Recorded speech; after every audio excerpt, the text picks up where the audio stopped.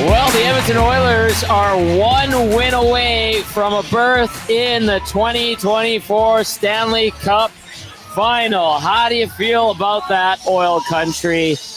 We want to hear from you. My goodness, the Oilers 3-1 winners over the Dallas Stars in game number 5. This series is coming back to Edmonton Sunday night, with Edmonton looking to punch its ticket to its first Stanley Cup Final since 2006. Belle Z, Tom Gazzola, Shawn, Belle, live on location, Hudson's Bourbon Street at West Edmonton Mall. YouTube Trev holding things down back at EST HQ.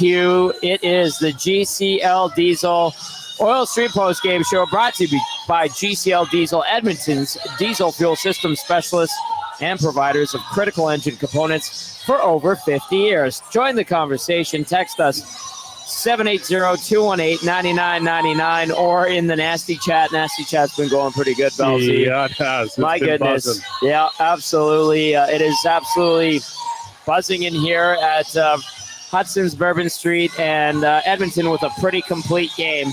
Yep. I would even say the team's best of this series so far, Belle. How would you sum that one up? I thought it was a great effort, start to finish. You know, they were taking away time and space in the D zone. They were making safe, smart plays, in particular in the third period. Yep. They get that one goal scored against them, but they don't break at all. What an unbelievable tip, by the way. That Johnson tip was a thing of beauty. It was unbelievable. But after they scored that goal, Dallas, the Oilers got right back to work. They'd get pucks. They were winning puck battles in the defensive zone. They get to the red, instead of trying to, make that extra move or that rush. They're chipping pucks in.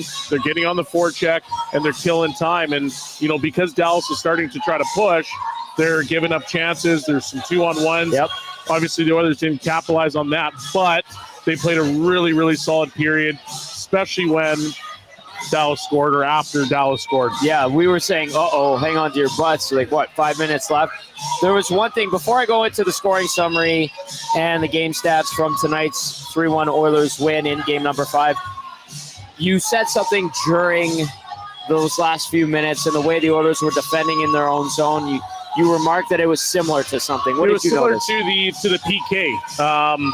Every time Dallas had the puck in between the dots, you had one Oiler come out, and he was always trying to force down the wall. Yep. Kept the puck to the outside, so you didn't really see, grade A chances or high grade chances, because it was so clogged up in front of the net. There were sometimes 4 guys in front of the net, and there was those layers that we've always talked about. Layers, so that yes. If you decide to shoot that puck, well, you got to go through 2 or 3 layers to even get to Skinner. So they did a really, really good job in the D zone, keeping that puck out in the perimeter. It was great to see. Edmonton with the 3-1 win. Let us know your thoughts, 780-218-9999. I'm going to read a few texts because I feel like we're going to have millions of them tonight. Big time. And I am hyperbolizing, but it's already flooding in. Let's go to Peter. Peter says, Dylan Holloway sliding block in the dying minutes. You and I noticed that. Yep, selling out to try to get that. That's a big play and something that you wouldn't have seen from previous Oiler teams. True. And Peter adds that that's something and why he loves Dylan Holloway. Huge part of the team. Also, CC had an excellent game. What a difference these D pairings have made. Brother Morgs chiming in says, 5 more wins to go. Let's go, boys. Great game for Broberg and Nuge. Brother Morgs wants the cup. You talked about Broberg, and Banksy in the Nasty Chat was, how about Broberg, Tommy? And you know what? I had my doubts when they inserted him into the lineup. I believe that the term that Kris Knoblauch used the other day in the morning after the skate was that he was well-equipped for this situation. I was like, 10 playoff games, 9 last year, averaging 6 minutes. Is that well-equipped? And I didn't think so, but he had a good Game 4 and then an even better Game 5. What did you see from the young defenseman? Well, I just think that he uses his feet well, and you get into a series like this against Dallas, who can skate with the best of them. It really lends itself to Broberg's game.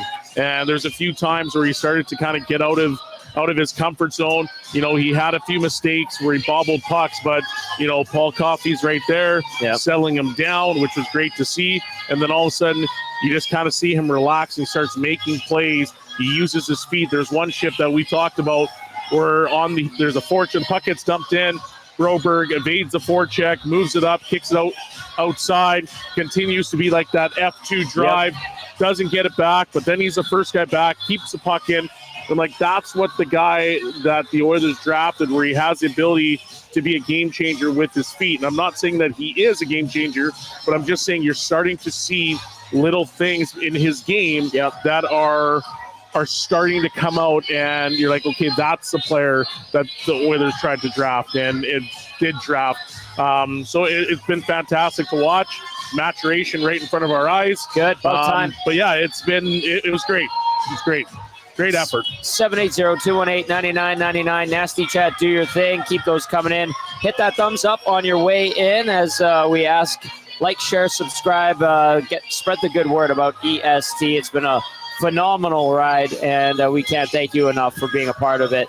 All right, let's get into the scoring summary and game stats, basically the tail of the tape from Edmonton's Game 5 victory in Dallas tonight. Ryan Nugent-Hopkins opened things up at 14:09 of the first period from Evan Bouchard and Connor McDavid. Belle, you talked about this on the pregame show during Game Changers on the power play. 100%. We talked about it. We said that if there was a point where the power play was going to start going, it was going to be soon, because you can't keep that power play, off the score sheet for too long.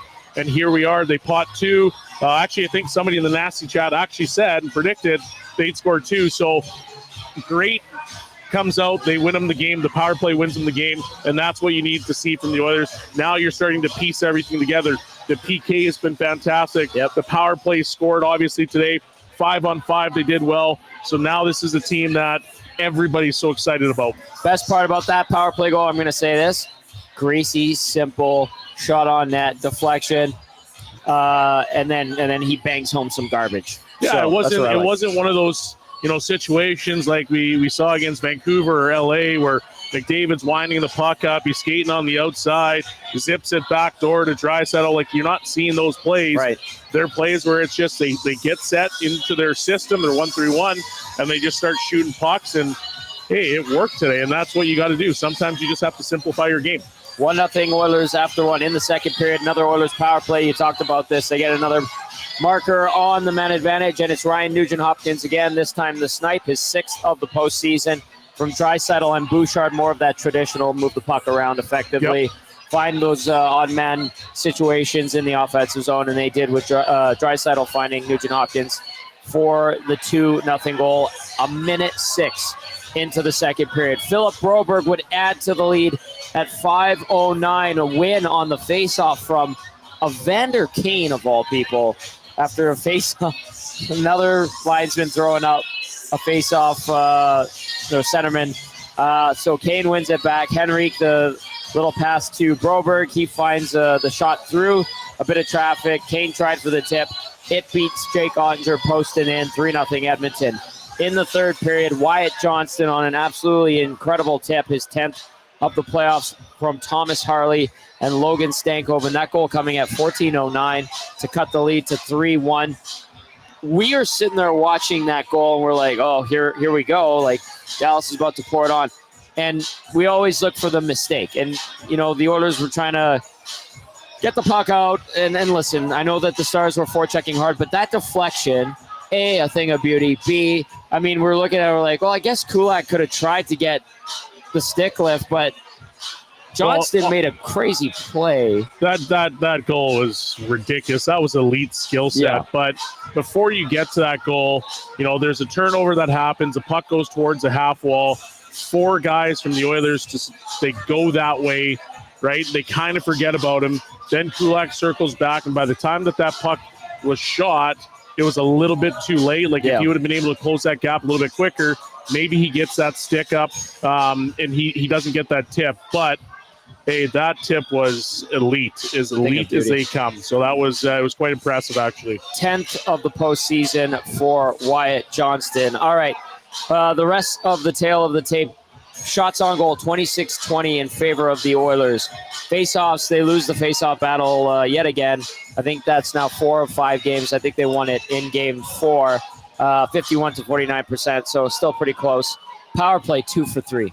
Huge. Yep. PK, 2 for 2. Very important. It stays perfect. It's killed off 25 straight.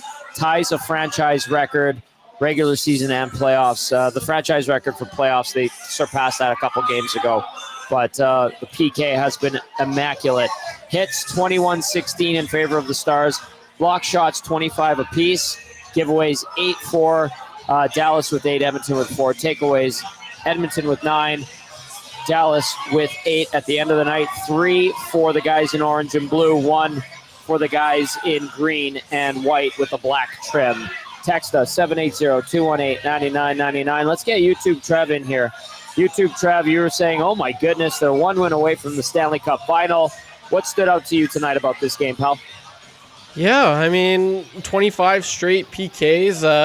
Belzy's game changers. He nailed it on all of them. Like, I thought we saw all of that on display tonight. It was just a solid 60 from all 4 lines. The defense was awesome. I loved Philip Broberg's play. He didn't shy away from skating with the puck, and he's just getting more and more confidence, which is crazy because I was with you, Tommy, and Cass, right? We were talking about there's no way Philip Broberg's going to come in here. We saw when he was called upon in the regular season, and they brought him down to the minors, and you're seeing what he's been able to do. Obviously, that goal helps like crazy, but he had a nice give and go with Corey Perry in the offensive zone. And then after that goal that he scored, he took a few rushes up with the puck, and it was awesome to see. So it's pretty cool, man. The nasty chat's buzzing. I'm just. Oh, the music sounds like it's bumping in there. It sounds like a grand old time. I'm just having a great time, boys. All right. Trev, it sounds like you're ready to have a smoke, eh? Just satisfied. Yeah, I'm very satisfied right now. On the darts, that YouTube, Trev. Great time here at Hudson's on Bourbon Street, White Avenue. Big thank you to VR Montenegro, Rip City Step, Jay and Andrea. Fergie's Prostate was here earlier. Who am I missing? Well, Awanik and Lieutenant Eric are here. Rob C. and Cheryl were here. Jasmine and Karen, good to see them here as well. Jasmine was new boot goofing with her cowboy boots. But yeah, great turnout, and they're still here. So a lot of fun here at Hudson's Bourbon Street. Broberg, by the way, a goal +1. 1 shot, it went in, 12:40 time on ice. He did play the least amount of all defensemen by a significant margin, 12:40. Kulak and Ceci, 19:41, 19:27. Nurse, Ekholm, and Bouchard, all 3 of them over 21 minutes. Bouchard, 22-21. Nurse, 22-38, leading the way defensively. In these last 2 games from Darnell Nurse, since having that short media availability and having those pieces written about him and all the talk about him, horrendous numbers through the first 2.5 series of the postseason. What have you seen from him these last 2 games? Oh, he's gone back to what his elites are, and one of the things that he was known for coming out of junior was his skating ability, and he had separation speed. Obviously now here in the NHL, there's lots of fast guys, but he's still a pretty fleet of foot player. And all he's done is he's come in and on the defensive end, and I've alluded to this before, but he's taken away time and space. All he does is he now skates at the guy, and if the guy tries to make a move, he's a big body, he's physical, and he hits him. Like, you look at Game 4, he had 12 hits. And there was not a hit where he blew a guy up. It was just the fact that he skated a guy into the corner, he finished his hit, he used his size, he took the puck away from him, once again used his feet, moved the puck, and that's all you need to do if you're Darnell Nurse. And now all of a sudden you're getting your game back, you're feeling a little bit more confident, and now people are happy, and they're saying, well, this is the Darnell Nurse that we needed.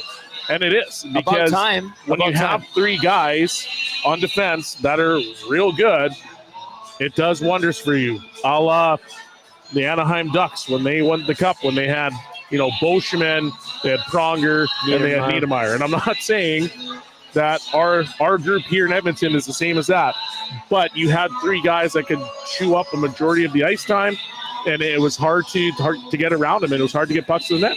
And those 3 guys did chew up the majority of the ice time. They get good contributions from Ceci and Kulak, and then the 12-plus minutes that Philip Broberg plays, he also provides a positive impact. All right, let's go to the inbox, 780-218-9999.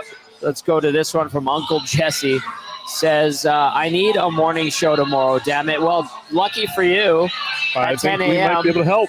Happy to provide 10 a.m. myself and Belle with the fine program called Hello Hockey right here on Edmonton Sports Talk.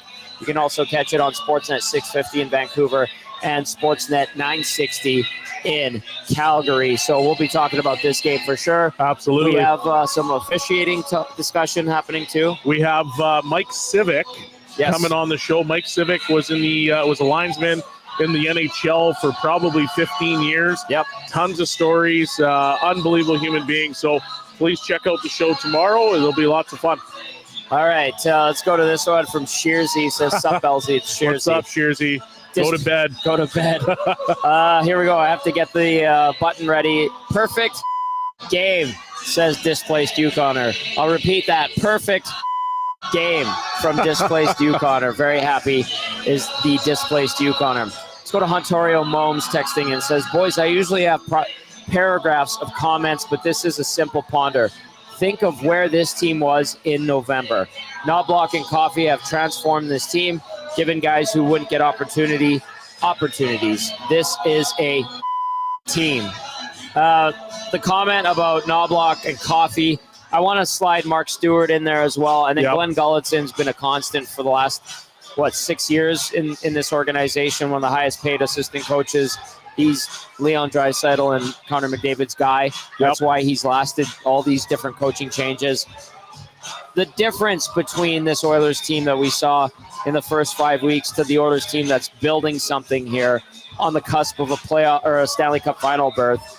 What can you say about Knoblauch, Coffey, Stewart? Well, I'll start with Coffey because I had this discussion earlier today on the NHL Network, and what I was mentioning is that Coffey's come in and he's basically told his defenseman to make plays. And if you look back to, let's just, for argument's sake, about 5 years ago, all I remember the Oilers doing was getting a puck and rimming it. Right. The defenseman, rimming it every single time. Obviously, there's now situational plays where they're still rimming pucks, but for the most part, they're sprinting back for pucks to try to create a little bit of separation, a little bit of extra time, and now you're seeing that the Oilers defense are consistently trying to make plays. Right. This is not just me rimming the puck, the old school hockey, just get rid of it as fast as I can. I'm going to make a play because, hey, you're an NHL defenseman. Bouchard's making plays. Nurse is making plays. Ekholm's making plays. All these guys are trying to make a play. Kulak is making plays. You have elite forwards, so you try to get the puck to them as quick as you possibly can, and it obviously helps with your transition game. Knoblauch, he's come in, and he's just given this team a sense of calm.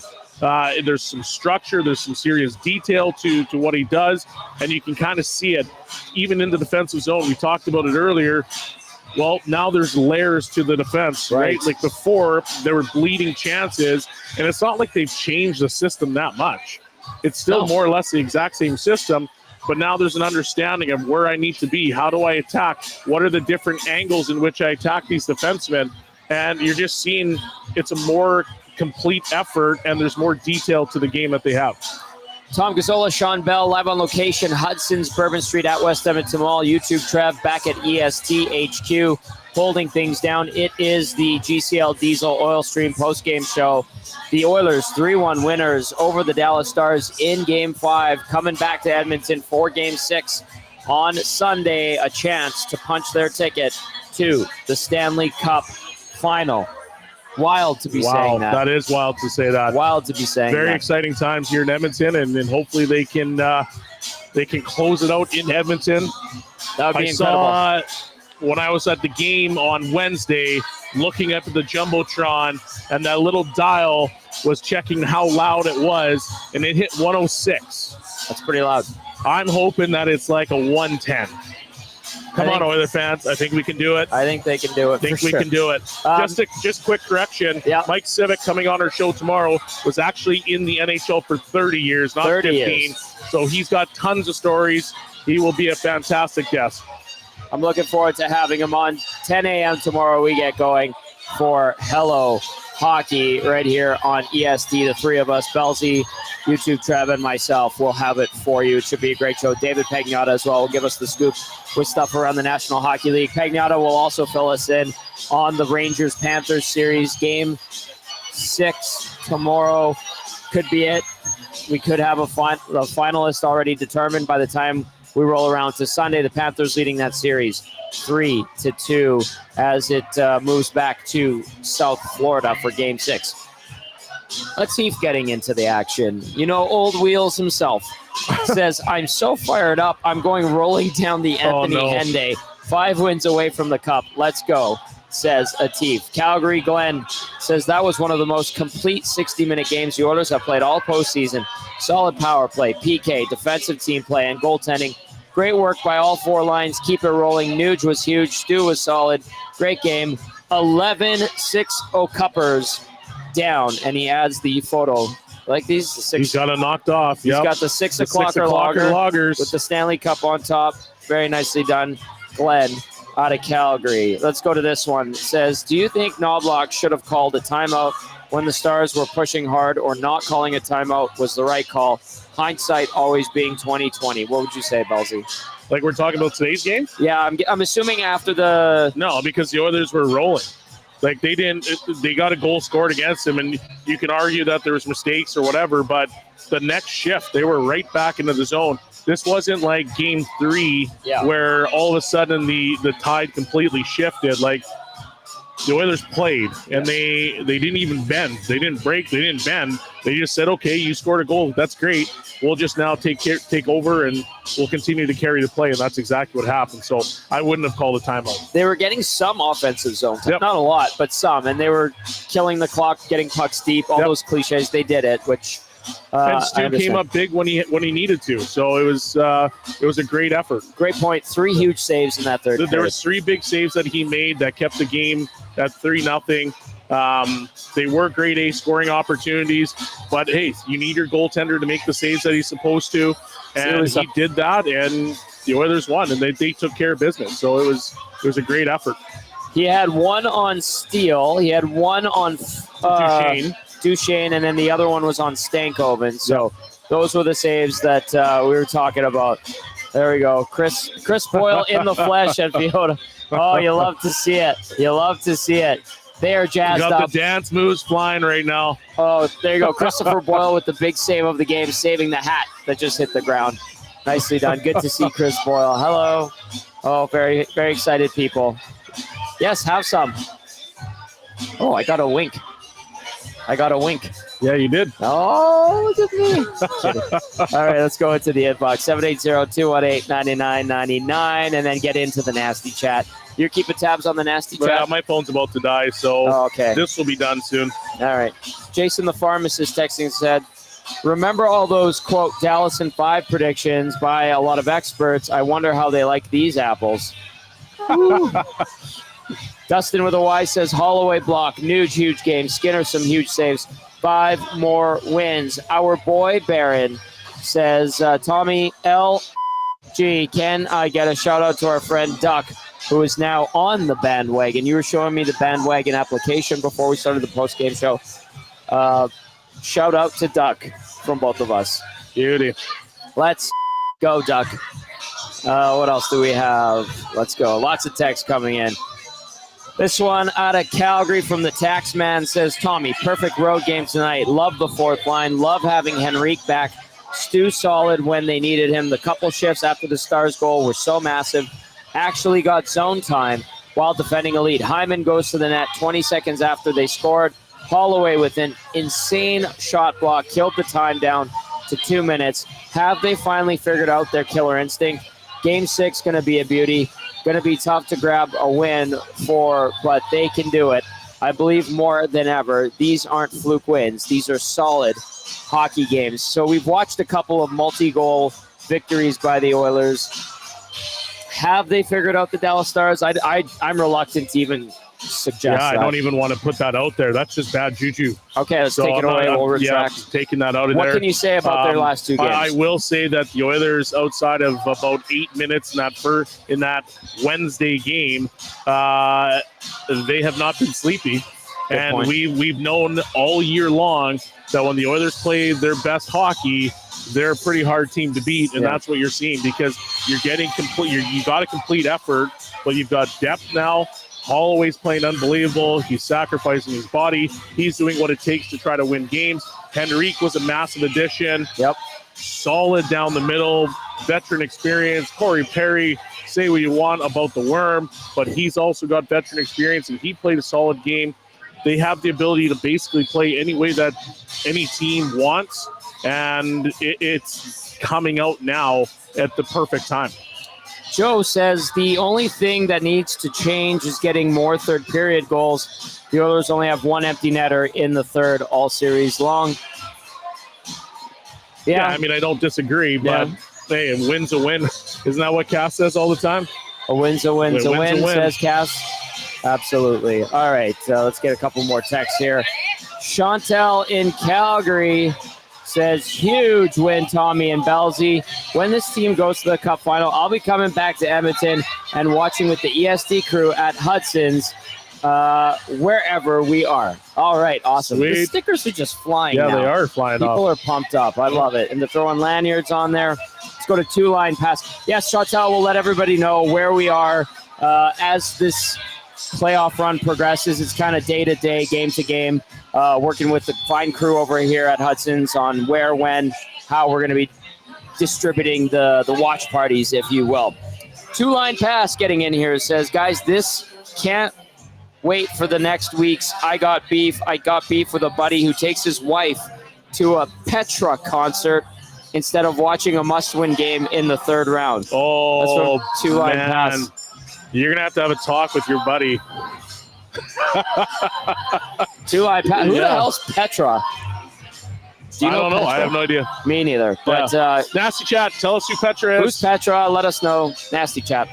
Let's go to this one. It says, the reemergence of Nurse, Connor and Leon around 20 minutes. Great game management by Knoblauch, setting up for a fresh lineup on Game 6. It was only a few games ago. People were saying they could only win if they rode Draisaitl and McDavid. We really haven't seen them playing huge minutes outside, of that game that went to double overtime. Yep. But since the couple of games that they played together against the Canucks, they've been down to 20 to 23 miness-ish, if you will. Does that suggest that they're not healthy? Well, we already know about Leon. Yeah, I mean, there's bumps and bruises. There's bumps and bruises. We'll find about more stuff. He just Connor's he's been good, but there hasn't been that let's blow the doors off the game type situation. I'll just say this: he doesn't have a cold anymore. There's no more. Yeah, I don't think he's got a cold anymore either. But still making plays, making it work. All right, let's go to this one from Cold Lake. It's from Big Dipper. Says, does anyone else miss Desharnais? I'm not saying that he's better or worse than Broberg. My heart just broke a bit seeing Stu high-five the air alone. Let's go, Oilers. They'll never lose again. Big Dipper from Cold Lake. I don't think we've seen the end of Desharnais in the postseason. No, I think there's a chance for him to come back at some point, but right now the lineup looks really good. They're playing well, and you can't mess with this lineup. It's obviously got you 2 wins in a row. So fortunately, Desharnais just got to wait his turn.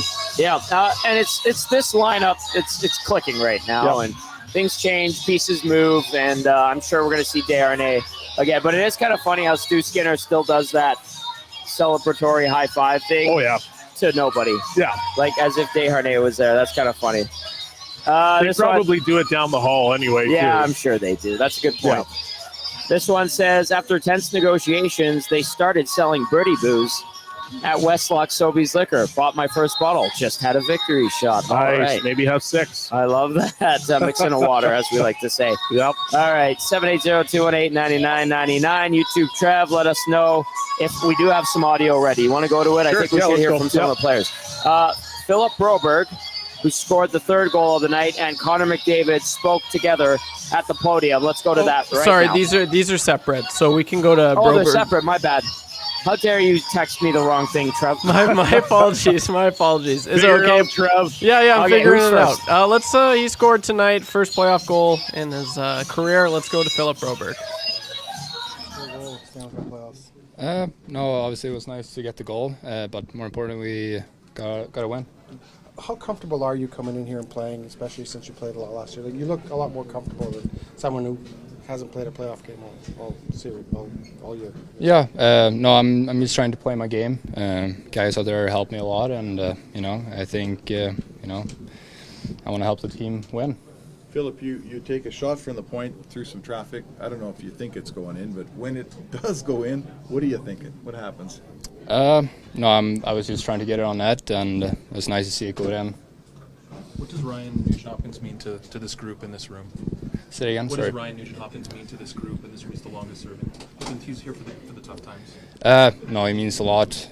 He's a veteran and he's a leader in this room, and he helps young guys like me, feel comfortable, and he's a great hockey player as well. So.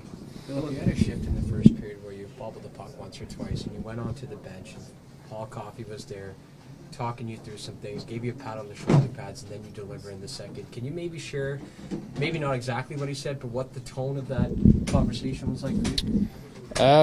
Yeah, no, I'm like I said, I'm trying to play my game, and I want to make plays out there, and make tape passes sometimes, and sometimes it doesn't work out, and you just gotta keep your head high and do your best out there. What was it like waiting for your opportunity? I know there's times this year you're frustrated because you didn't get it, but waiting in the playoffs and trying to make the most of it when it did come. Sorry. What was it like waiting to get a chance to play? No, obviously I want to get in, and it was nice to get in the lineup and get a feeling of the playoffs. So no, it was fun.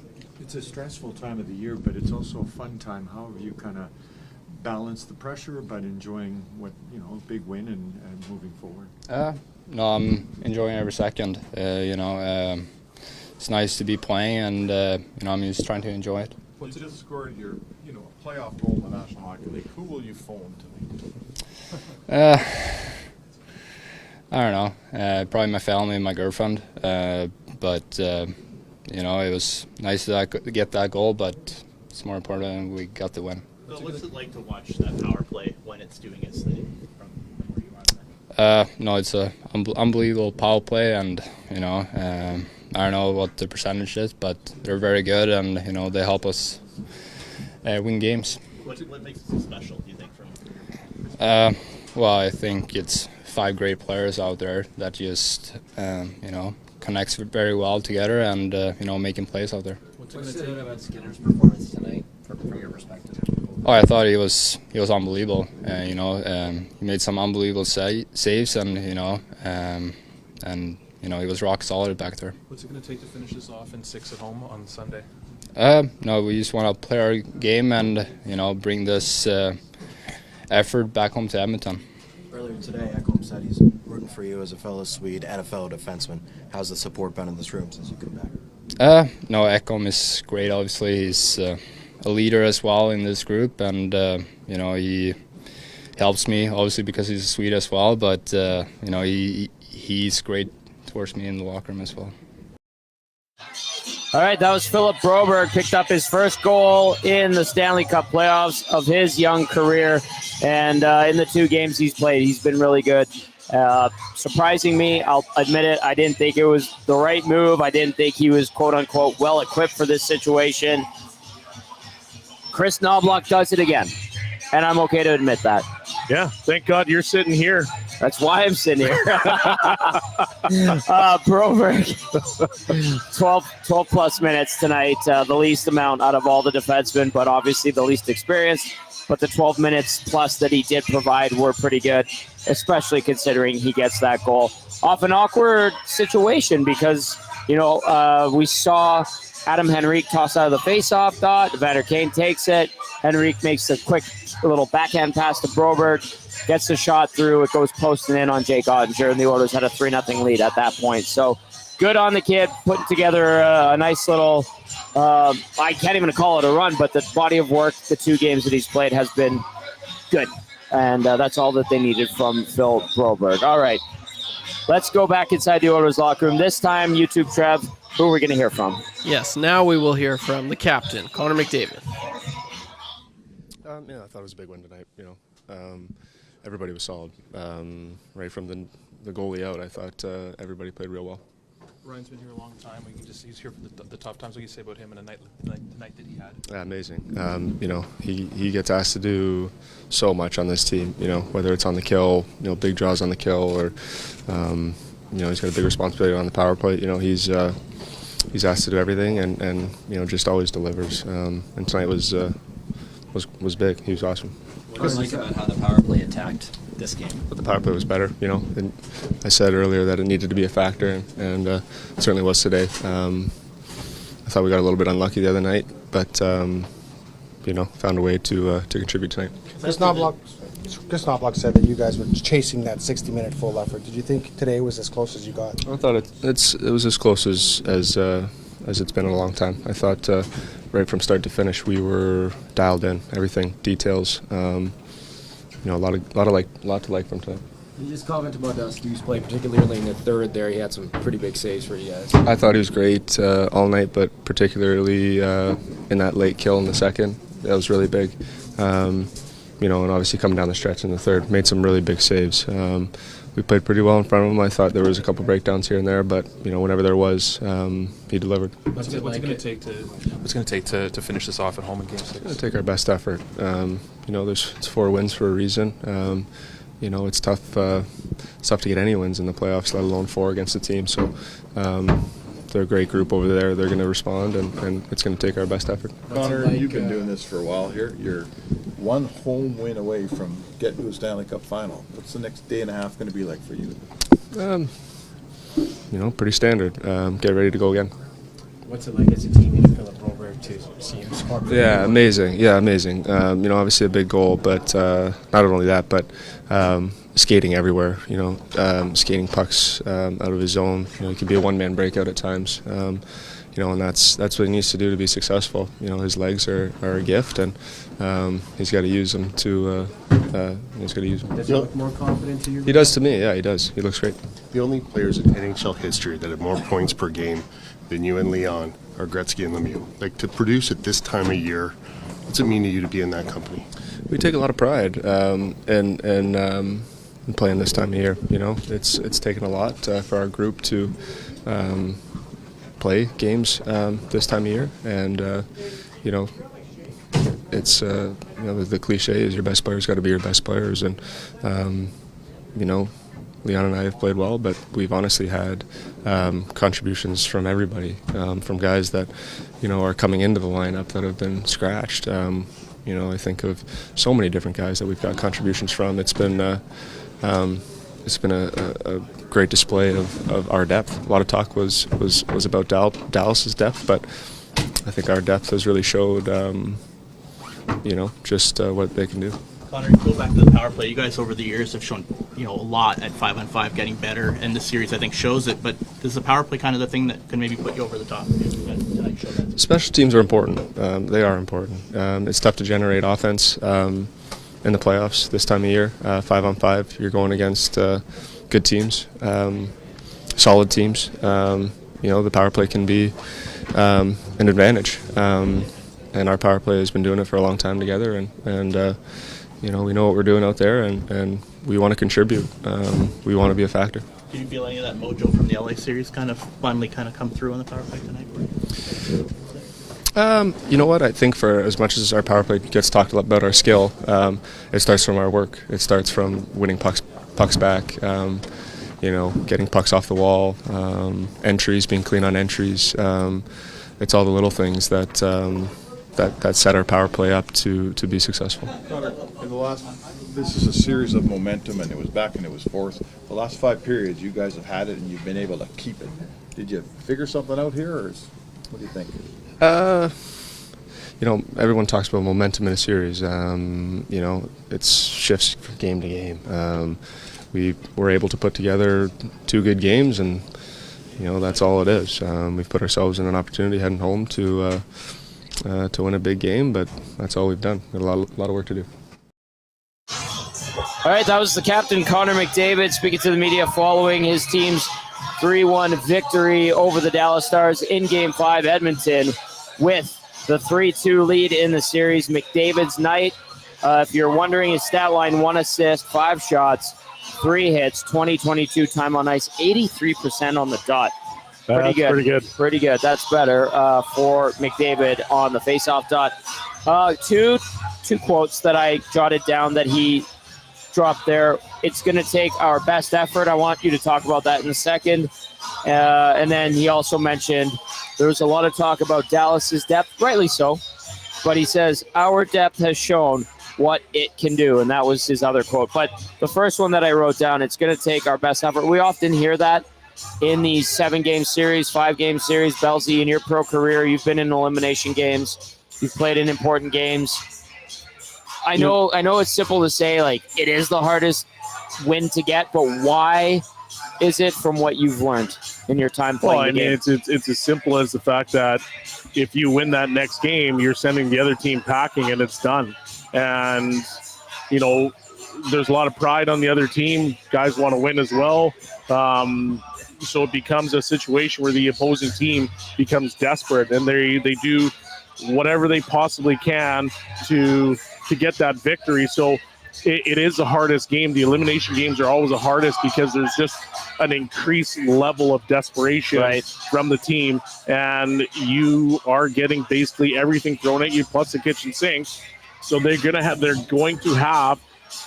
best effort. It's imperative for them to do it, and we've talked about this at length, ad nauseum. Yeah. When the Oilers play their games, they're extremely hard to beat because from top to bottom, they're a pretty complete lineup, and we're seeing that right now. Right. Anytime the Oilers decide to take a shift off or go sleepy, they're beatable. So they need their best effort because you know that Dallas is going to come out. They're going to give you everything they've got. They're going to be extremely desperate. If you give your best effort, you know, you basically, it lends itself to saying you're going to win the game. Insane. Well said. One thing, listening to McDavid, Leon Draisaitl before the game, the sense I'm getting, there seems to have been a shift in the attitude or demeanor of this Oilers group, and I think it has a lot to do with that win in Game 4. Certainly tonight's win helps. I feel an air of confidence growing. And I'm not talking momentum. You heard Connor say it doesn't really carry on, but a certain level of confidence seems to be building. What is leading to that outside of winning the game? Well, if you've looked at the series, and even when Dallas has played their best, the Oilers clearly haven't. Okay. And you get was it Game 3 where the Oilers were up by, was it 2 or 3 goals? Yeah, it was Game 3. Dallas comes storming back. Like, the Oilers they did not play well in that second period. No, they did. They were terrible. But then they were able to recover and make it 3-3 in the third period. And so when you sit there and you actually look at that as an Oiler, you sit there and say, okay, guys, like, we haven't given our best effort. We haven't been good. And we're still able to claw back into this game. Okay. So if we now figure out that we just got to play and we got to limit the amount of times that we have dips in our game and we don't ride the wave of momentum. It's not a roller coaster where we're going up and down. It's even keeled and we just consistently play. It makes it hard for teams to beat them. And you can start to see that creeping in because even if you looked at that presser from McDavid, like, he's very stoic. Like, he doesn't, he's not animated. He's just, yep, this is what we need to do. We need our best effort. It's very business-like.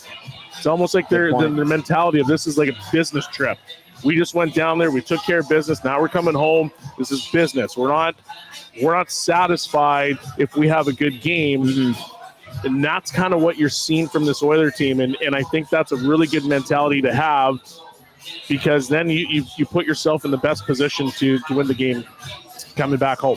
Absolutely. Edmonton up 3-2 in this series, coming back to Edmonton, like Bellsy said. Sunday night, 6 o'clock puck drop. We're on the air at 4:30 for the GCL Diesel Oil Stream pregame show. Portions of this hour brought to you by our dear friends over at Edmonton's Best Rock 100.3. The Bear catch Dusty Nielsen every weekday morning with Yukon and McCord. And then tune in to our very good friend, Jess Jackson, on the ride home from work every afternoon. I've had the good fortune of working with Jess and providing updates on this series and the last couple of series on a daily basis. She is absolutely dialed in, loving everything that's going on, and it's great to be able to provide a little insight and analysis on our old brother station at the Bear, and it's nice to be partnered up with them again here at EST.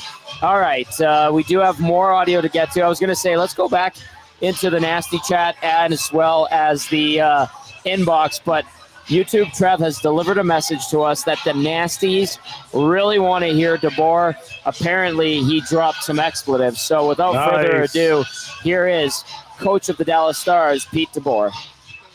Describe the offense as disjointed, and just what did you see? Is it something the Oilers are doing? It's something that you guys aren't doing? Yeah, you have to give them credit. I think they played. If you're going to drop a road game, that's pretty much what you want to do, right? You want to come out, get 2 power play goals early in the game, get the lead, and then defend well all night. So it's tough to crack through when you're down 2 or 3 goals. And I know I say that, and there's been big swings in this series, but I think as the games get deeper and stuff, I think those leads are tougher to overcome. So, a really good road game by them. They got 2 power play goals. They got a seeing eye goal off a draw. Goalie made some big saves when they needed to. That's a good formula to win on the road. Front row on the right. Maybe. The players all season have talked about how you give them a good game plan to go out and execute and have success. You guys have had a couple of games this series where you come out pretty flat, not getting shots on goal. Is it a matter of execution, or is it something that the other team is doing really well? Yeah, but you're at the end here. There's only 4 teams left. These are the best teams in the league. It's not gonna look pretty every night. You're not gonna come out firing shots and making plays and all kinds of room. And we're doing the same to them. They got a couple power play goals. They didn't have a ton of great looks either. It's muddy, tight hockey. There's not a lot of room there. And, you get to the end like this, you've got 2 really good teams that are really deep, and there's not a lot of room there. So it's not going to feel great a lot of the time for either team. Front row left, Mike. Hey, how did Tanev do, and how'd you like his game? Yeah, I thought he gutted it out for us. He's obviously not 100%, but showed up, played, gutted it out for us, and did a great job for what he's dealing with. Center right. Pete, as much as you're praising the Oilers, did you not think it was kind of a lifeless second period for your team after falling behind and just kind of putting no pressure on them at all? Yeah, I mean, listen, there's always things you can do better. I'm not, you can sit here and question our character if you want. You haven't been around all year. I haven't seen you here all year. So, yeah, well, you are. That's what you're doing. So, I'm not going to do it. You go ahead and write whatever the you want. Third row on the right, Eric. Is it concerning that it's 2 games in a row now that the Oilers have controlled most of the play? Yeah, I mean, tonight, like I said, perfect road game. They got the lead. I think when you get a lead like that, and it's easier to play, it's easier to defend. We didn't do enough, and they played a really good road game. You got to give them credit. On the left, Josh. Yeah. Pete, what's it going to take to get this series back here for Game 7 for you guys? Well, we're the best road team in the league, playoffs and regular season. We got to win 1 road game. Third row on the right. Coach, do you think in these last 2 games you guys have played well, just haven't won, or you just haven't played very well?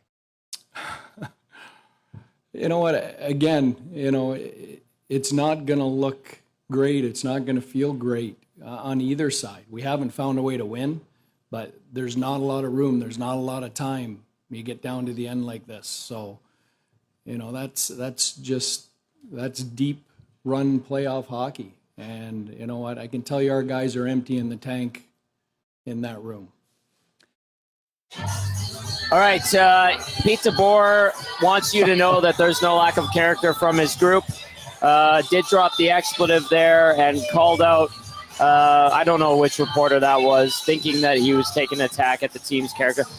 It might have come across that way. It's tense. These post games, you get a lot of the emotion from the coaches, but I'm not taking anything away from the Dallas Stars. They're down to basically 4 defensemen, 3.5, whatever Tanev is giving you, like regular defensemen. I know they have Petrovic in there. Suter's trying to give you as much as he can, but Tanev's banged up. He's way less than 100%. The guy's an absolute warrior.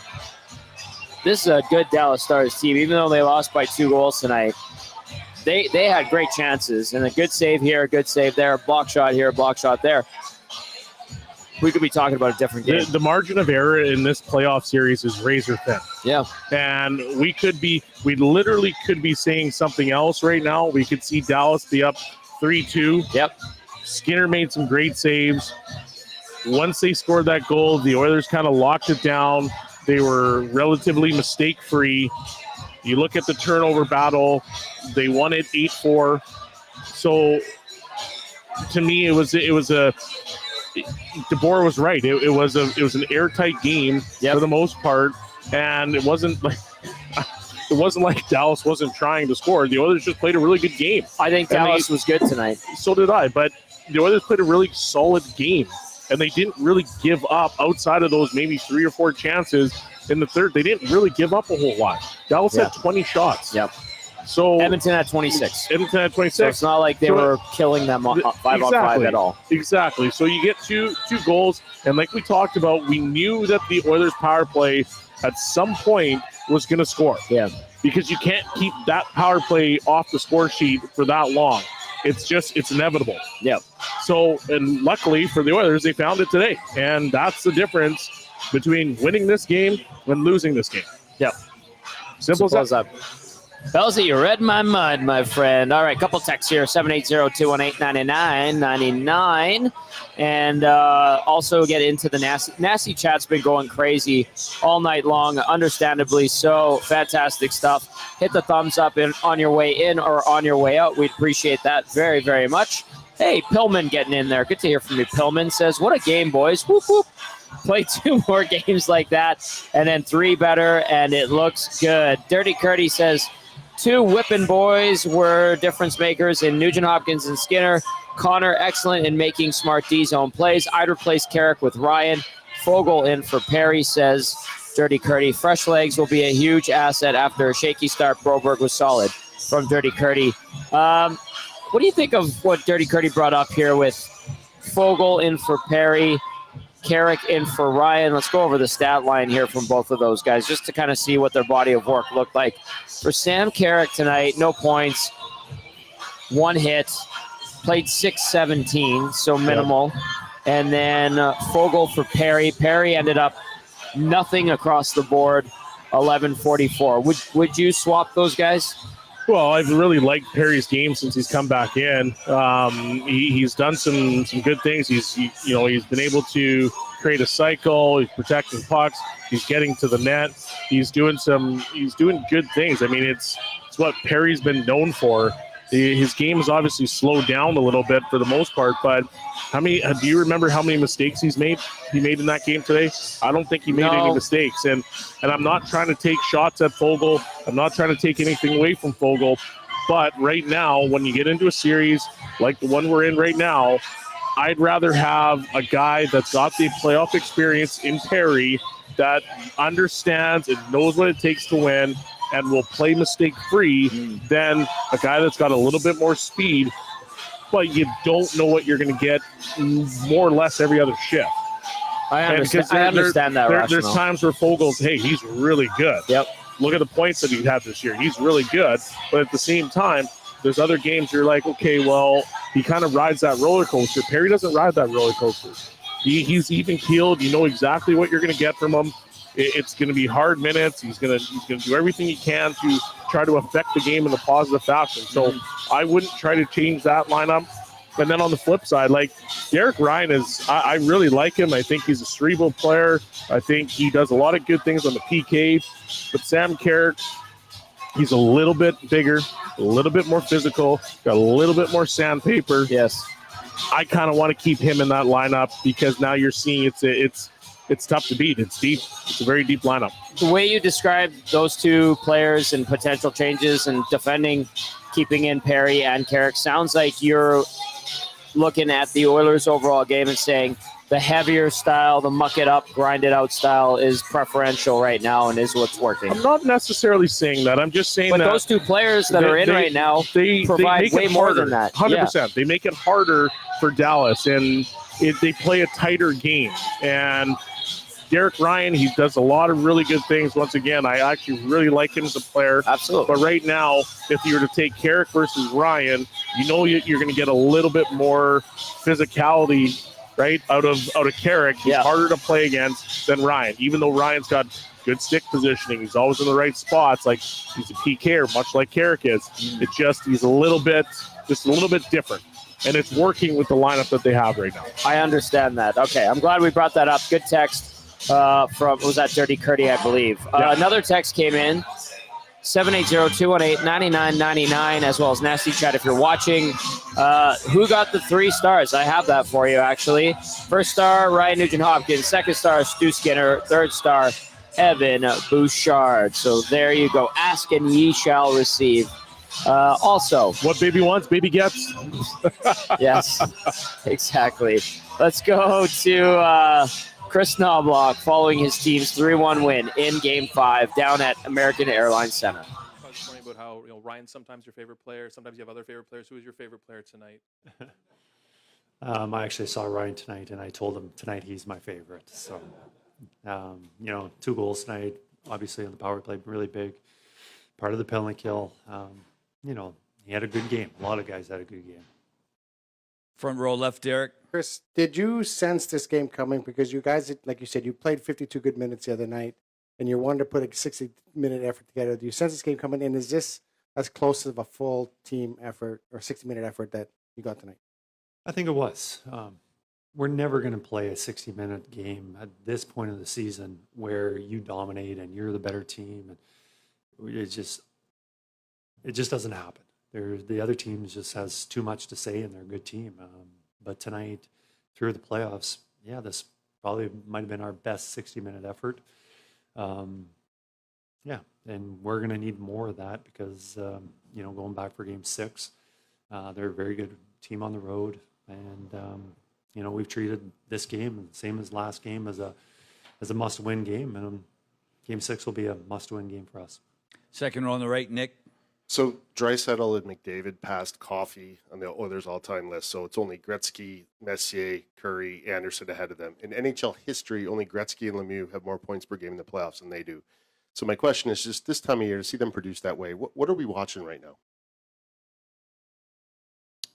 I can't answer that. It's remarkable is quite an understatement to say what they've done. It is harder to score in the NHL, especially nowadays, and for them to elevate their game in the playoffs when every game's so tight checking and then to produce like that, it's as a coach, it's nice having those guys on your bench, being able to put them over the boards, not only with the expecting the producing offense for the team, but also playing a really solid defensive game too. Center on the right. Stuart Skinner didn't face a lot of action for stretches of the game, but late in that second and then in the third, he made several big saves. Can you just kind of talk about his play tonight and, some of those big saves kind of early in the third where potentially could have turned a little bit? Yeah, I think the biggest contribution he had tonight was on the penalty kill. Yes, there was a lot of big saves, and those big saves especially on the penalty kill, where they were able to get some really good looks. And Stu was just solid. He was square. He was quick. I think we win 3-1 tonight, and I think that's a little skewed I don't think we were that much better tonight. I think just the fact that Stu made so many big saves tonight, gave us a little bit of cushion and made it look easier than it was for our team. But Stu obviously played a really good game. Third row on the left, Mark. Does it feel like you're taking over the series? Because it looks like it. It can change so quickly from shift to shift, game to game. We played the last 50 minutes, game 5, we played really well. Overall, I thought we played really well.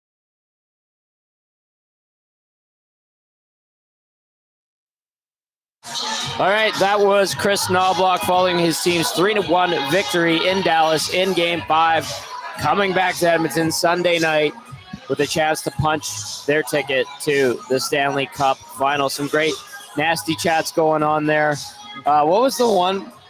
What was the Gazzola or something? Gazzola or Belle? Gazzola? That was from C-Mac, I think. I was laughing. That was funny. Also, one thing that Kris Knoblauch said, and it's very much in line with what Pete DeBoer was saying when he wasn't swearing at whoever the reporter was. But Knoblauch basically said it, like, that was a tight game. Yep. The difference, Stu Skinner made a couple of saves. We got 2 on the power play. Other than that, it was another close battle between 2 excellent hockey teams. So there's no delusions of grandeur, a fair understanding of where this series is at. And the best part, there's Lieutenant Eric. Yeah, stirring it up. One for him, too. Okay. Yes. Sure. Yes. Sure. Because it's Lieutenant Eric and Jasmine, yes. What a menace. They are. What a menace. You guys are the worst influences ever. Anyway, just to wrap that point up, these are tight games. And the difference was a couple of saves from Skinner. Yes, good defensive play from the Oilers. And then they got a couple of power play markers. And then the other thing he said, Bellsy, was this series can change on a dime. And that's scary. Yeah, 100%. I mean, I had a coach, Guy Boucher. I really, really enjoyed him as one of my coaches. And one of the things he said was, when you are in the playoffs, 3 things that will hurt you. Special teams, win or lose a game. Yeah. Face-offs, if you're not ready, win or lose a game. And third one, line changes. Well, line changes. Yeah. So if you look at those 3 points, well, 2 of them, bang on. Well, power play won you the game. Yep. You got face-off goal. Rest is history. So it's razor thin. The margin of error is razor thin. There was opportunities for Dallas to score. Yep. Stewart came up big, right? And that's the difference. It's when you get into it, and like DeBoer said, it's the best teams in hockey right now, and it's the Final Four. You got to find different ways to win. In every single game that we've seen in this series, the team that's won, it's been in a different fashion than the previous game. Today's game was special teams. Special teams, yeah, good point. Man, I wholeheartedly agree with the momentum thing. Doesn't really exist in the playoffs the way we think it does in the regular season. And then I will counter that, Bellsy, by saying I do believe confidence can grow.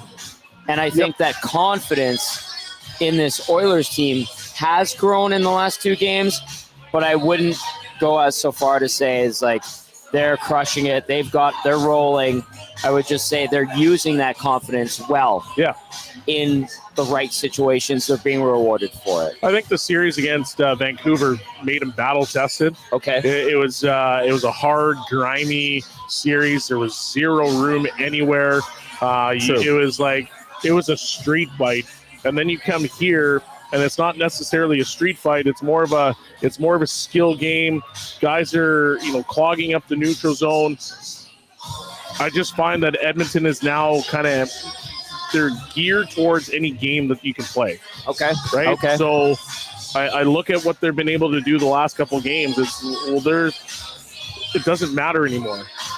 You want to score 2 goals? Okay, sure. We're just going to keep playing. And the biggest cliche in hockey is, well, good teams find a way to win. and you got to just play your game, whether you're up 10 or you're down 10, because that's what championship hockey teams do. They just play the same way, and they'll figure out a way to come back, and that's exactly what the Oilers have done. Good sign, though, ultimately, after that whole breakdown and getting into the intricacies of it. Here comes the menace. Oh, boy. There he is, Lieutenant Eric. Are you going to come around here and say hello? Yeah, of course. Jasmine here as well. This is what happens. This is what happens at Hudson's, White Avenue, Bourbon Street, both locations, is the Nasties show up and the Nasties come to play. So what we're doing right now, if you're not watching, is Jasmine's here. Say hi, Jasmine. Hey, Nasty! Here's Jasmine.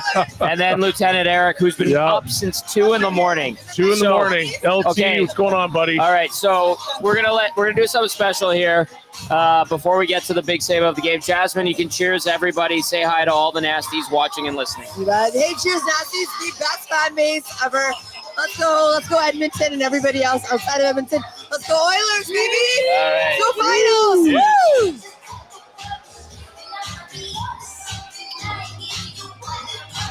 Oh yeah! Not to mention the best sports show in Edmonton. Yes, you. Cheers, boys! There you go. Oh my God. Whew. You guys are the devil. Big thank you to Jasmine and Lieutenant Eric. I don't know how he's still standing. Well done, my friend. Well done. We like to have fun at EST, and we love when the Nasties come out to play. And big thank you to everybody who's been coming out to Hudson's. And so there you go. Cheers. That's a cheers to all of you who've been watching and listening all season long, who've joined us on this adventure. Who knew that we would be talking about the Oilers being 1 win away from a Stanley Cup final berth? Bellsy, especially considering how poorly the Oilers performed at the start of the season. All right. I need some 6 o'clock. I need some holy water, some 6 o'clock or longer to wash that down. Wash that down. All right, we're good. Let's take care of some business. Speaking of which, it's the big save of the game. Presented by Christopher Boyle, business owner, tax saver. Christopher Boyle was here at Hudson's. Great to see him and chat with him briefly. Take care of your family with Christopher Boyle, an experienced advisor with over 17 years in the business. Safeguard yourself and your family with comprehensive coverage for tax-free benefits during hospitalization, or if you have a fracture or a broken bone, you'll get benefits paid from day one of the incident, so you don't have to worry about the cost and loss of income due to hospitalization. See you, Lieutenant Eric. Preserve your income and protect your paycheck by visiting www.christopherboyle.net. We pass it off to YouTube, Trev. And Trev, I will say, Zach to come filling in for you in Game 4 played video. What do you got for us tonight, pal? Well, I looked for video, but I couldn't find any video. So good for Zach to come, but I don't know. I'm sucking tonight. I don't know what to tell you. I got water here. You're doing great. I cheers. Good to see you. I cheers water when you guys took down that tequila. But whatever. Okay, so yeah. Big save of the game tonight's going to Stuart Skinner. It was a cross-crease play. 4 minutes into the third period. It was a sick save. And one of many that Stuart Skinner made tonight, may I add. It was a huge toe save on Logan Stankoven. He can absolutely rip it. It was a nice feed from Dadonov as well. This was right in the slot as well. So, yeah, a huge save by Stuart Skinner 4 minutes into the third. That is your big save of the game, presented by Christopher Boyle. That'll be Stuart Skinner. There you go, Stu Skinner. I don't know, 20 or no video. Buddy. I don't know. Yeah, thank you. I appreciate it. Atta boy, Trev. There Thanks, it is, Bellsy. YouTube, Trev. You're welcome. You're welcome. You're welcome. Stu Skinner, 19 saves on 20 shots tonight in the win against the Dallas Stars. All right. More of your text, 780-218-9999. Trev, we'll see you in a couple minutes for the player of the game as well. Get in on the nasty chat. Lots of you watching. So good for a Friday night. Mix in a water, obviously, as we like to say. JDE Cormac CMAC says, YTT looking like a young Bradley Cooper. That's a compliment. Bye, Jasmine. See you guys. 2 more sleep, says Zedmo. Zedmo's excited. Let's go to the inbox. 780-218-9999. This one says, holy Trevor looks like Stu. The text, it's from BC Trev, who says, Skinner, let's go. Easy to talk about Skinner, Nuge, Broberg, and the rest of the gang tonight, but I want to give some praise to a guy who's had some tough nights, Cece. Oh, yeah. Turned the corner in the last 2 games against Vancouver, has played fantastic through this series. Cece has arrived with Broberg's ability to move the puck, and with his legs, that pair and this D-core looks deep and complete. Love the show, boys. Go Oil, BC Trav. Okay, what would you say about Cody Cece from the things you may have noticed about him? He had a quiet night, which means he's had a good game. Yeah, I thought he was steady. I thought he was solid. When Cece gets in trouble, it's because he doesn't take away time and space. He's kind of caught, waiting, which puts you kind of in no man's land. Yes. He was decisive, and he knew exactly what he was trying to do out there. He would jump to his spots, moving pucks quickly. When Cece plays that, much like Darnell, Nurse, simplify the game. It works for those two, and you saw that today. Cody Cece stat line from tonight, if you're wondering, and because he's getting some praise. +1, obviously not known for his offense unless it's a Game 7. Then he scores a goal, oddly enough. 1 shot, 1 hit, 1941 time on ice, just meat and potatoes from Cody Cece tonight. That's why they signed him. And when he plays like that, nobody really complains, and actually you get some praise. All right, let's go back to the inbox. 780-218-9999. Paul from The Rock. Nuge, much love from Newfoundland with some photos. On The Rock. I love it. From The Rock. Very nice. A couple of pics there. And they're wearing their Nugent Hopkins. Those are like the blackout shadow jerseys from the era when you were... The Decade of Darkness. It was from that era, Oh, yes. boy. Yes.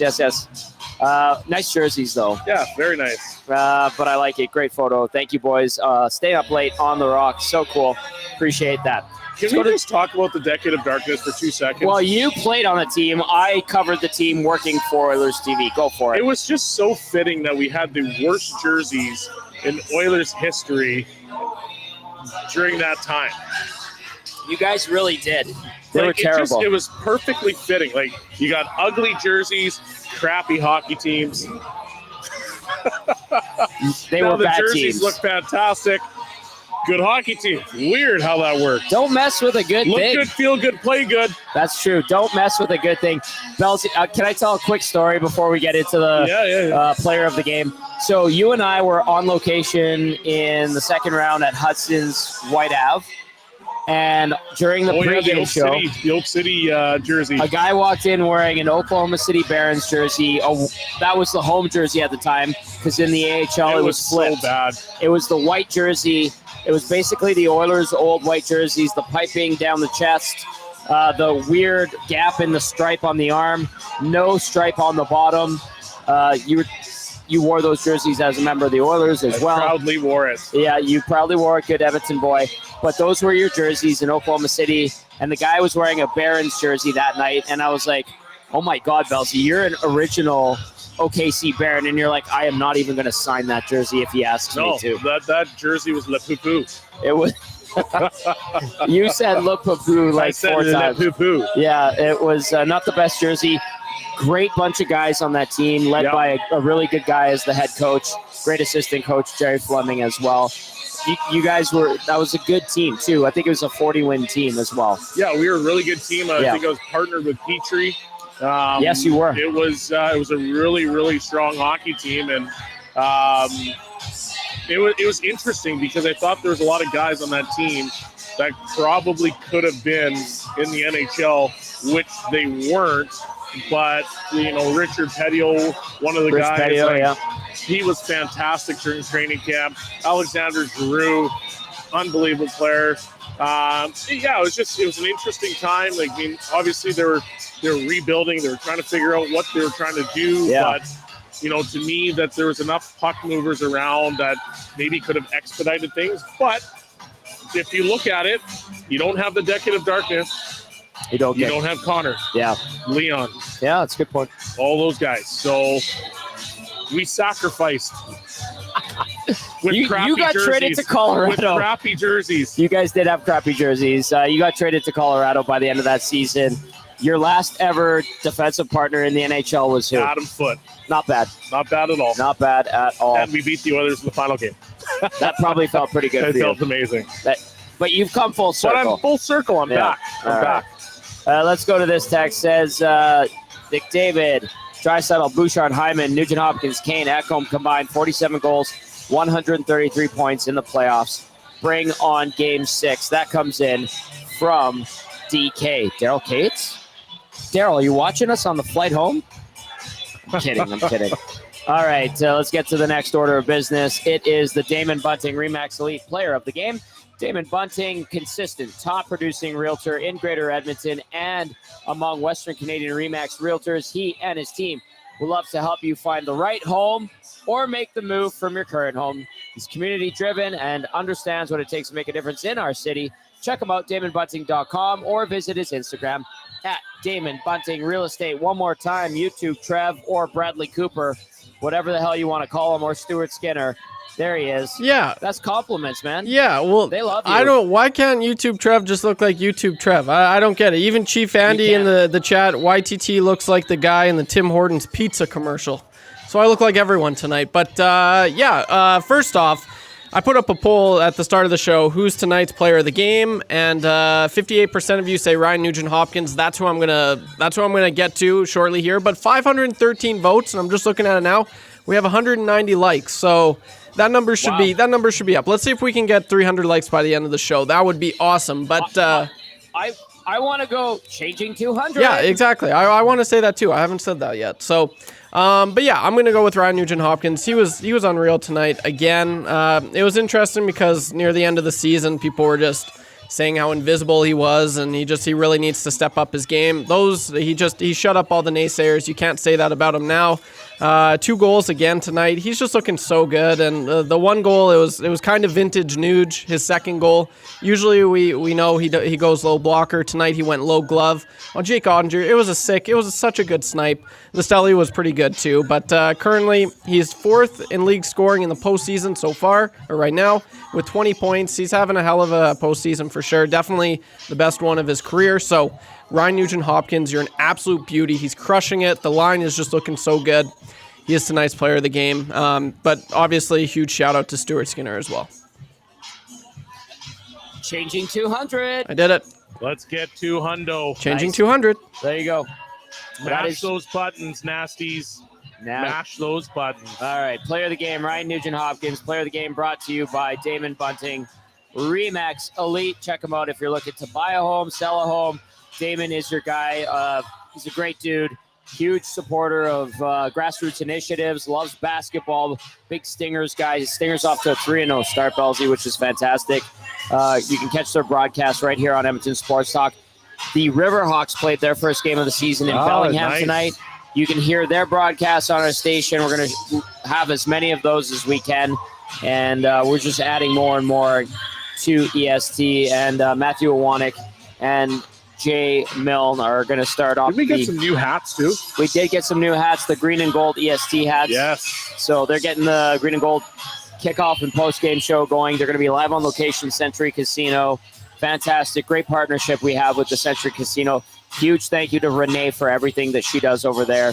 Trev Savage, absolutely fantastic as well. And we're going to be down there for games. Away games, there's going to be watch parties. The boys, Jay and Maddie, are going to be there for every game. They're going to hop on the train, go down to Commonwealth, watch a few quarters, and then rip back to Century and do the post-game show. So I like it. We got you covered. Edmonton Sports, that's why we do this. That's why we're called Edmonton Sports Talk. And right now, the big team, the Oilers, off to Game 6 with a 3-2 lead against the Dallas Stars, a chance to make an appearance in the Stanley Cup Final, and then some, perhaps, with one more win. First time since 2006 they could be in the Cup Final. Text us, 780-218-9999. This one from the rookie says his new moniker is Big Stop Stew. Adam from Lloyd texting in and says, hey, boys, what a game tonight. Solid effort from everyone. I was at the game on Wednesday, and 9 rows back from the net for the Janmark on and Dry goals. place was electric. I can't imagine what Sunday will be like. I need to mix in some waters now because I have been crushing beers since 6. Let's go, baby. Play La Bamba. Apparently, I missed it at the rink on Wednesday, I too. will say I was at that game, and I was sitting in, I think it was 124. Oh, yeah. Okay. And I remember after Draisaitl scored that goal, they had that, once again, they were on the Jumbotron. They had that meter that was flickering. Yes. And it was loud. It was like 104, 103. And then all of a sudden, like, fans absolutely went bananas. And I could feel it in my body. I was like, man, this place is loud right now. So it hit 106. I think it was like 106.3 Oiler fans. Winnipeg would hit 108. That's a challenge, Belzy. Oiler fans, Vancouver thinks they're better than you. They're going to show up on Sunday. All I want you to do is hit 110. Let's go. I think it happens. Rob C. texted, says, thanks for the drinks, Tommy. My pleasure. Great to see you. Great to see Cheryl. Hadn't seen I worked at Costco with Cheryl, Rob C.'s wife. You were a Costco kid? I was a Costco kid. Really? Yeah. What'd you do? Well, I started out like cashier and packing the boxes and the carts and stuff. Yep. Then I ended up in the tire shop for like 3 years. Well, that's cool. So I actually had calluses on these soft, supple hands. I was tire shop boy. IGA. You were IGA, the old IGA. IGA. I was in Stony Plain Road. Okay. But I was in the elite section, the produce section.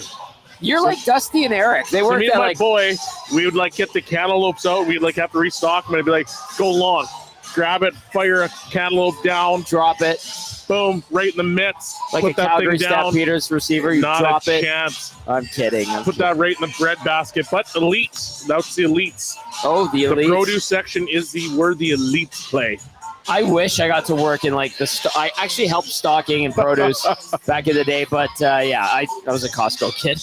Can you tell Shearsy that it's not a podcast, please? Oh, hey, Shearsy. This is a radio station that's put on YouTube. We have 24/7 programming, unlike podcasts, which are single plays. So just a little technicality there. I feel like you've had this conversation with yeah, Shearsy. he's just doing it to try to rile us up. I know, that's funny. Steel trap, Shearsy. Beat it. Go back to bed. Oh, that's great. All right, you can text us. We got a couple more minutes before we wrap up. The Oilers win 3-1 over the Dallas Stars in game number 5. They have a chance to wrap this series up. Incredible to be saying this at home. Sunday, 6 o'clock face-off. We're on the air at 4:30 p.m. GCL Diesel pre- and post-game show, and it's going to be a doozy. I can tell you that. That arena's going to be insane. I can't wait. All right. Belzy, final thoughts from you. How do the Oilers prepare for this? How do they not let the moment become too much for them? How do they keep the noise out? Like, what is the strategy? I'm going to give you all the cliche answers on the world, but we don't want to ride the wave of momentum. We don't want to ride the wave of emotion. It's one step at a time. It's one game at a time. It's one period at a time. And for them, they just got to understand that Dallas is going to come out with the best that they possibly have. You need to make sure you're either weathering the storm or you're matching the storm. That's how you deal with it. Make sure you give your best possible effort. Like McDavid said, play that full 60 minutes, because if you do, you're an extremely hard team to beat, and you give yourself the best chance to win that hockey game. That was a lot of cliches, but they sound right. But they're all true. Yeah, exactly. They're all true. They're very, very cliched answer. However, very, very right. Get it done. It's going to be a tight game. It's going to be a hard game, and we'll see if the Oilers can do it on home ice. 2 cracks at a berth at the Stanley Cup final. Crazy to be saying it, especially when they started 2-9-1. They lose to San Jose on November 9th. I go on there and I basically write their eulogy. Yeah, I riffed on it, and people have brought it up like, Tom, you said it. The season was over, and you know what? I did say it. I was completely wrong, and I'm okay with that. I'm happy. It shouldn't have gotten that bad. It did. They completely atoned for it, and here we are. We'll see if they can pull it off on Sunday.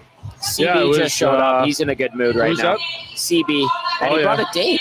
I good don't for know. him. CB's always here. He gets into the nasty chat as well. Yeah, Chris the Brown. Oilers, at that time of the year, they honestly needed a shakeup, and hey, here's your wake-up call, and luckily they got it, and they utilized it well. Everybody knew that this was a good hockey team, and it's nice to see that the fruits of their labor are close. They're there. It's working out for them. Yeah. But let's not stop here. Oilers fans, we can help propel them to victory by being as loud as we possibly can, being electric. Only a former Oiler get can it. say something like that. What's that?